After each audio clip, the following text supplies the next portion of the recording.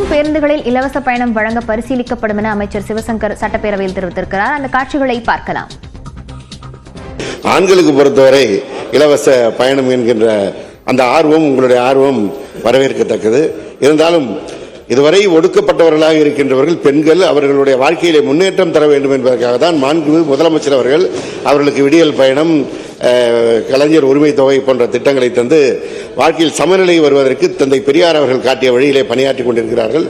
எதிர்காலத்தில் அரசினுடைய நிதிநிலை சீராகின்ற பட்சத்தில் இவையும் கருத்தில் எடுத்துக் கொள்ளப்படும் என்பதை தெரிவித்துக் கொள்கிறேன்.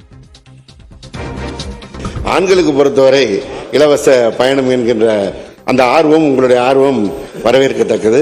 இருந்தாலும் இதுவரை ஒடுக்கப்பட்டவர்களாக இருக்கின்றவர்கள் பெண்கள் அவர்களுடைய வாழ்க்கையிலே முன்னேற்றம் தர வேண்டும் என்பதற்காக தான் மாண்புமிகு முதலமைச்சர் அவர்களுக்கு விடியல் பயணம், கலைஞர் உரிமை தொகை போன்ற திட்டங்களை தந்து வாழ்க்கையில் சமநிலை வருவதற்கு தந்தை பெரியார் அவர்கள் காட்டிய வழியிலே பணியாற்றிக் கொண்டிருக்கிறார்கள்.